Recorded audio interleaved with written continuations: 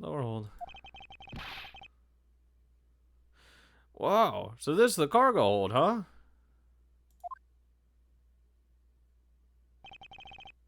It's so big! Wow, that's a lot of fucking suitcases. And one's missing. This plane is a special model. It has both a super large cargo hold and ultra luxurious first class seating. So this is the real murder scene of the murder. There's certainly a high probability of that, which is why we're here, correct? Okay, let's go investigate, sir. Leave me alone. Hey, what's with the suitcase, pal? It's what the victim checked in with, sir. So this suitcase belonged to Mr. Hicks. I don't think he'd mind if we took a closer look. He's dead. There's nothing out of the ordinary in here, sir. Wait, a file? There's a photo of Miss Von Karma in it, sir.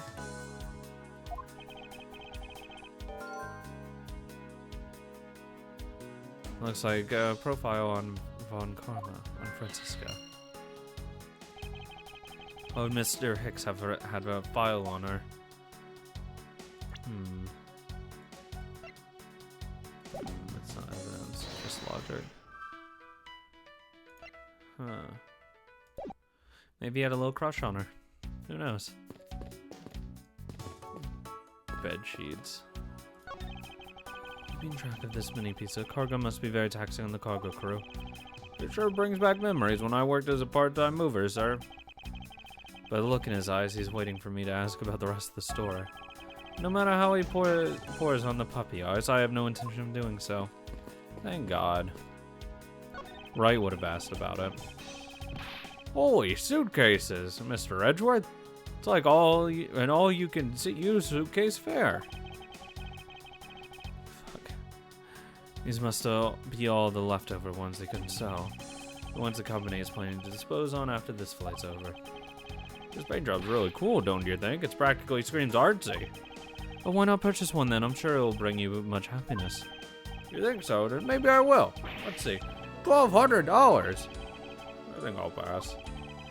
Miss Tiniero wonders why they don't sell. You need 2 jobs just to buy one. Definitely looks like one's missing. What's this brittle substance I'm stepping on? Is this semen? It's a bunch of glass fragments. Logic.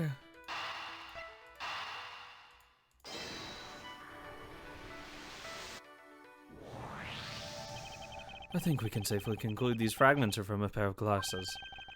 The victim was wearing a pair of broken glasses. Exactly what I was thinking. I'm sure that the shards would match up perfectly with the remnants of this glasses lens. Ergo, the victim was here just as I suspected. So you're saying that the real scene of the crime was here, sir? Isn't that what I've been saying the whole time for a while now? Oh, it is? I didn't know that. Perhaps it's a bit early to draw that conclusion. However, I believe that the probability has just skyrocketed considerably. All that's left is to find the murder weapon. Yeah, the question is where the fucking blood is.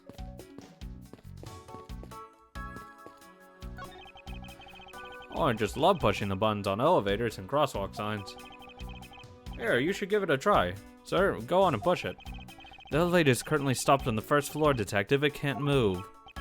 Yeah, I guess nothing would happen if we pushed it now. Well, nothing would happen normally anyway without the special key card. The door of the attendant's room and the elevator's control panels require a key card, which makes it impossible for a passenger to come down here. So how did what's-his-face get down here? That's the real question. Someone had to bring him here. All sorts of boxes are piled up here. This one says flammable, and this one says pharmaceuticals. This one says for exorcism use only. So what kind of operation is this airline running? What kind of fucking sham? I didn't mean to press that. Ah, Von Karma. You arrived at the scene of the crime before Detective Gumshoe, correct? And you then immediately began the direct investigation. It seems to me that you were already here at this airport for something besides the murder. Yes, I was. I've been following a very large and involved government-level international crime. But it's much too large for one person to take on alone. So it was decided that I should have joined investigation with Interpol. Interpol is involved. It's a top secret operation, so I really can't tell you any more than I already have.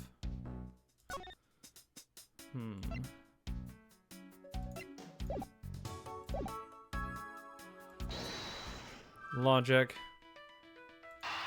Maybe it's these two things? Maybe they're somehow connected.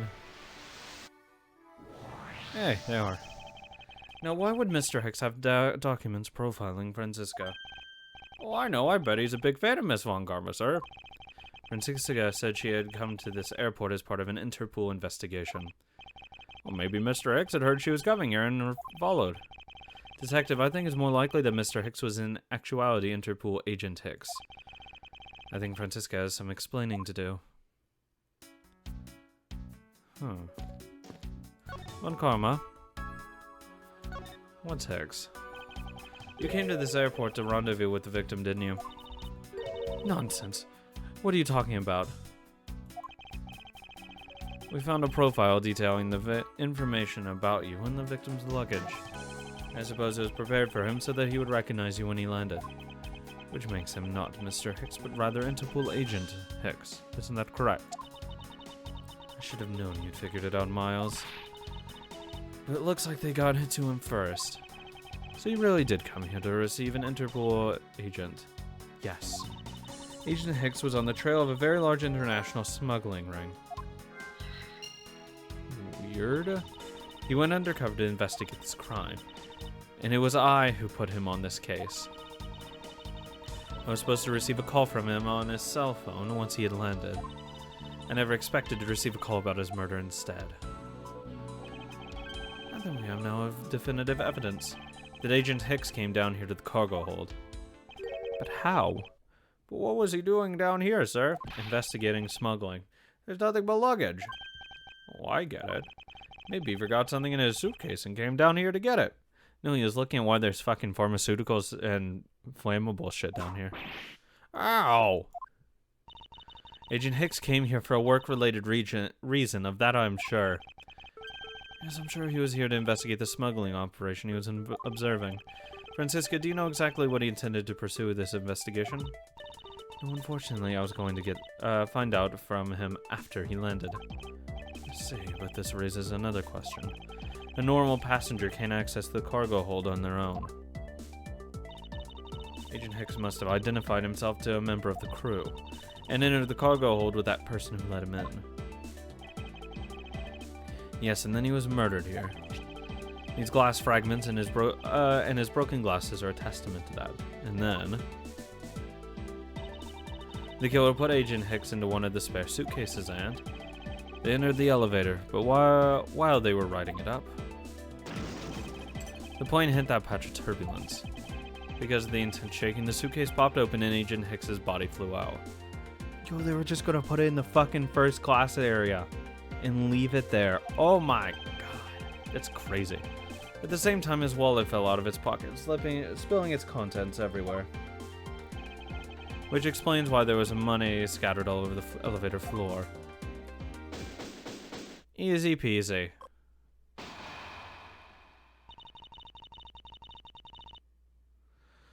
I think it's pretty easy to say who the culprit is at this stage. Well, what, really, sir?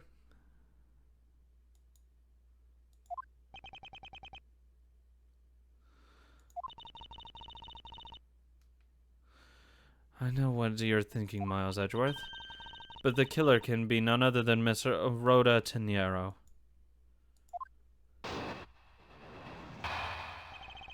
Von Karma, how many times can we do this fucking dance? It was the crew. It was a crew member. Any of them could have shown Agent Hicks to the cargo hold. But the point to keep in mind is the key card that allows the elevator to come down here. The only person with such high-level access is Miss Rhoda Teniero. I say that's a pretty decisive piece of evidence, wouldn't you?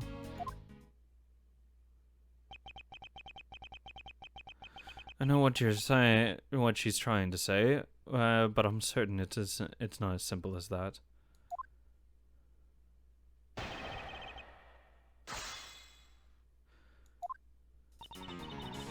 Does a crew member, any of them, could have shown Agent Hicks the cargo hold?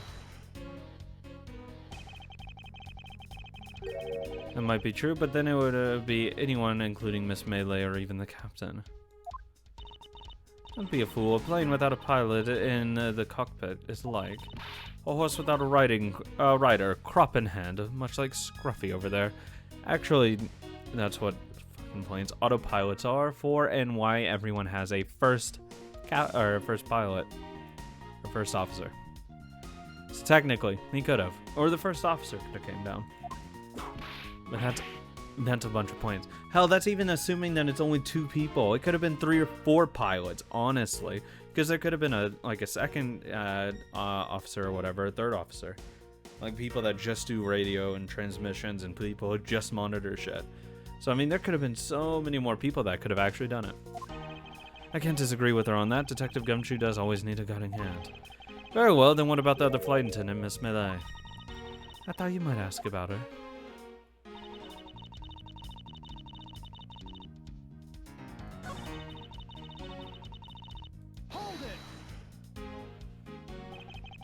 Why would such important things like the keycard be entrusted to only one person? According to Cami Melee, Rhoda Teniera is in charge of the most important stuff. And what exactly is Miss Melee in charge of? She's in charge of taking care of the cockpit.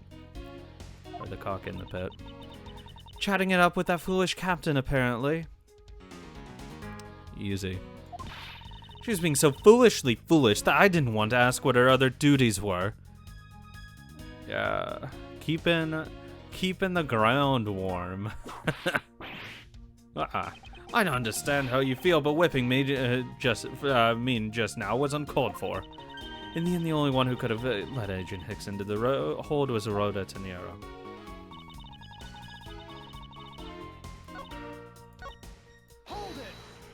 We don't even know where that keycard is, but it's highly likely that keycard was stolen from Miss Teniera. It's highly likely. Is that possibility the best you can come up with? And you call yourself a disciple of my father. Ah. Yes, well, I don't have any evidence. Be quiet, you're a disgrace. There's more evidence pointing to Miss Rhoda Teniera. It's not just the keycard that gives her away. It's arguing about the murder weapon, the Mr. iFly piggy bank. Yes, she is also the only one person with a key to open that display case.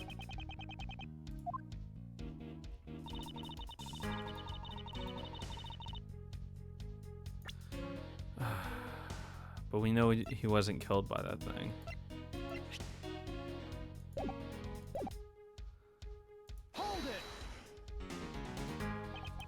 But that is a fake. Stop right there, Miles Edgeworth. You don't have any proof that this is just a red herring. If you must keep on insisting that it's a fake, then what is the real murder weapon and where did it go? Speechless, I see. That's no surprise. After all, you know that you've searched the entire cargo hold and came up empty-handed. There must be a way. There must be something that can help me rule out the piggy bank as the murder weapon. What should be examined further to help ascertain the authenticity of the weapon? All 3, honestly, because you'd look at the body to see if the wounds actually match up. You look at the crime scene to look for something else. You look at the piggy bank. I think we should examine the crime scene in more detail. We might turn up the murder weapon if we search all the cargo and luggage. Do you think I hadn't thought of that? Even now we're searching through them. But we haven't found anything that even closely resembles a murder weapon. Fuck. Suppose we should examine something else. I guess the body. Francisca, I think you were too quick to jump to your conclusions. Was I? Yes, if we don't even have the autopsy results yet, how can I not say that you have a snap judgment when you have yet seen? Even seen if the wound on Mr. Hicks' head is consistent with the murder weapon. Scruffy! Yes, sir. Contact the medical examiner's office at once. I wish to hear the results of Agent Hicks's autopsy. Oh, yes, sir. So what are we gonna do in the meantime, Francisca? We've got a big problem, Mr. Edgeworth, sir.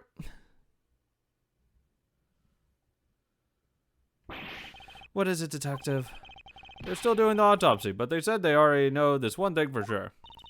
Report now. The dog said that it's one giant bruise from a beating from his shoulder down to his mid-back.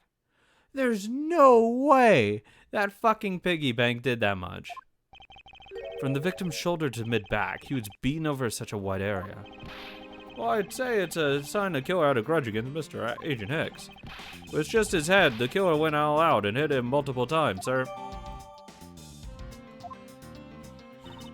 Scruffy, what is had a grudge against Agent Hicks supposed to mean? That's just conjecture. I don't know. Was that wound on the victim's head consistent with the murder weapon, detective? Oh, well, they said they were still looking into that, sir.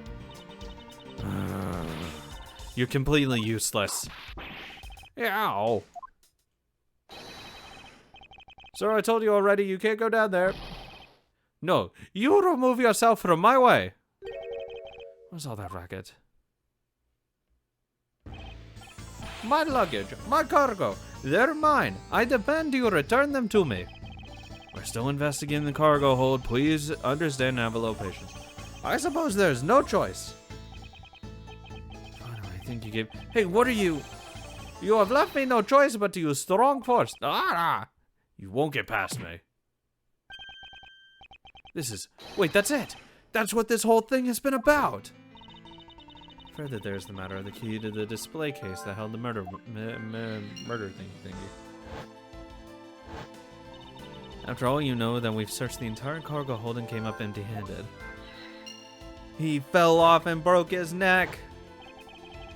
Doc said it was one giant bruise from a beating to his shoulder to his mid-back. It's all coming together. Cause of death. Nobody could find the weapon.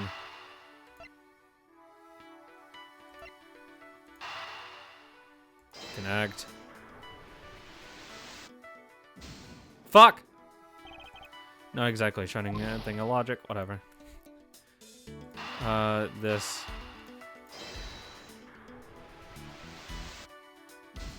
What? Oh, fuck off. It's gonna be the body and the bear. To say that they're not connected. Allegedly, the killer struck the victim many times over, which is why there's an extensive bruising over such a wide area. But is that really the correct conclusion to draw from the evidence? The bruise from his shoulder to the middle of his back is one continuous mark, which is more suggestive of a single blow to the back. If that's the case, then the piggy bank is much too small to have caused that. Therefore, the murder weapon must be much larger.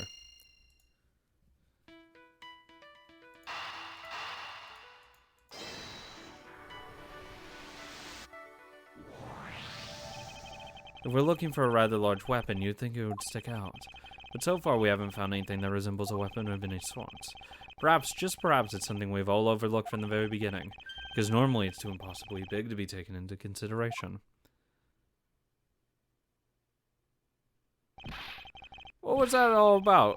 Was he trying to jump his way down here? Francisco. What? What do you want? I found it, Francisco. I found the real murder weapon. You did? You really jumped. He didn't realize it until now, but the answer has been right in front of us the whole time. He might be hurt, but we should go check up on him, sirs. There's that pompous attitude of yours again. You should learn to drop that habit. This coming from a prosecutor with a habit of whipping everyone she comes across. Anyway, if you really are a prosecutor, then you'll back yourself up with evidence. You two aren't really listening at all, are you? Come on then, show me this real murder weapon you speak of. Do I have evidence? This is the real murder weapon.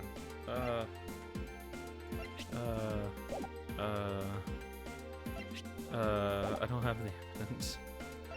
What? Fuck. His own body?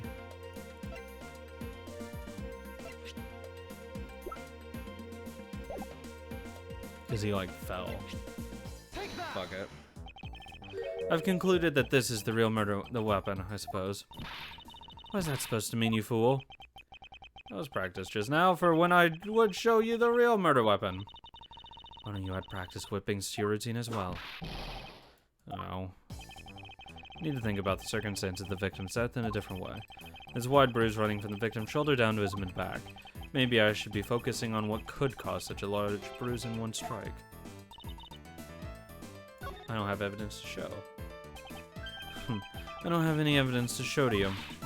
Foolish reasoning for a foolish fool from a foolishly foolish fool meant to fool me. What do you mean by I don't have any evidence to show? Perhaps I should have phrased it that which caused Agent Hicks' death is incorporeal. However, forgive me, but I do believe I figured out what was the real cause of death. Free fall. I wouldn't call it free falling, but the victim fell from a great height and subsequently died as a result. In other words, the real reason of death is free falling to the ground. Huh, well that sucks. He fell. Fell to his death? Yes, that's the only possible possibility. The victim has extensive bruising on the back of his head and his back. And the only rational explanation for these injuries is that he fell to his death. But the murder happened inside this plane. I know. Are you claiming that there is some place in this plane from which he could have fallen from? As I said earlier, their answer has been right in front of us the entire time. You can't mean. Yes, I do. The victim fell from the top of the stairs of this very cargo hold. What? Then. We're in trouble. We may have a second death on our hands, sir. Just shut up. Hey, you. Tell me you aren't dead, pal. Quiet. Why are you screaming? He's alive. And there you have it, Miles Edgeworth. It's not possible that Agent Hicks fell over the railing to his death. Yeah, he didn't fall there. That man living is proof of that. I suppose it's true that it's not possible to given the current circumstances. The current circumstances? What's that supposed to mean? Suppose the large piece of cargo wasn't there at the time. What would have happened then? It would have been a Borgian pancake for sure, sir. I suppose that man over there wouldn't still be breathing. But the reality is that the cargo box is there. There's no point in entertaining your wild hypothetical scenarios. How would anyone have moved it? It may be there now. Was there proof that it was always there? As if there could have been a window of time when that giant box was not there. Ah, but there was. What? What can I use to show her that it's possible the box was not always there? The fact that they had a refueling part. But he was alive. You refueled in the Republic of Zhengfa. Yes, the flight had a short layover in Zhengfa in order to refuel. But that wasn't the only reason for the layover. We also transferred some cargo. But the box in question was only transferred onto the plane at that time. To further prove my point, let's take a look at what's next to the box in question. And it's labeled Zhengfa Express. It's labeled Zhengfa Express. Correct. Meaning it was loaded onto the plane in Zhengfa. Possibly. Now, what if the box in question was also loaded on at the same time? It would mean that the box was not there in the cargo hold during the Europe Zhengfa leg of the flight. Making a clear drop from which Agent Hicks could have fallen to his death entirely possible. But your theory is still very far-fetched. It allow me the chance to prove how very unlikely my scenario is. My first order of business will be to examine that piece of cargo in more detail. Begin investigation. Sure, let's fucking dip over here. This is a rather large piece of cargo. There's a tag on it, sir. Let's see. A leaf, red statue. Never heard of it. No, nor I, but all I care about is what we can prove it wasn't here at the time of the crime. Let's get investigated, sir.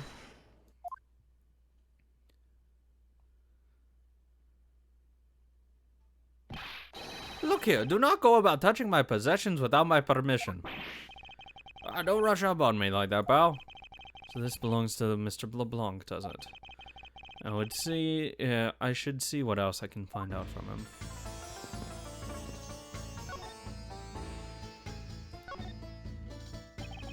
I take it that this large piece of cargo belongs to you, Mr. LeBlanc. Well, we already know that his fucking shit was involved in it because that's why his cloth is stained with fucking blood. We already know his shit was involved. Of course it is mine. I shipped a fine piece of art from Europe. The leaf red statue is worth 10 million cents. No more? No. Maybe much, much more. Mr. LeBlanc's reason for choosing this plane must have been the large cargo hold. 10 million cents. I suggest you start trying to calculate how many packets of noodles that makes detective. Darn, how'd you know that? I feel like you keep getting better and better at seeing right through me every year. I grow with each revolution of the planet around the sun. I have the distinct impression he continues to madly spin in place. Hey, Mr. Edgeworth, so that's 10 million cents. Is that in euros or in dollars? Does it really make a difference to our case? I don't think they call it cents in euros, so dollars. Mr. LeBlanc, there is a chance that your cargo is related to our murder case. I was wondering if you could allow us to examine it a bit closer. It's a very valuable piece of art, so no, there would be no touching.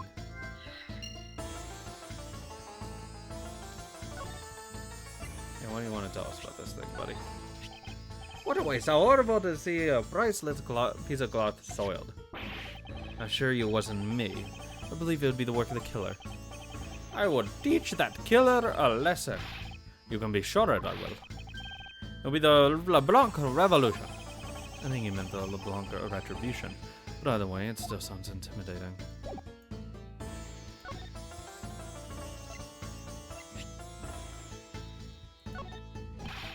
Why would you show me something of no value? Show me the bread first and maybe we will talk. He wants me to pay him before you'll comment on this.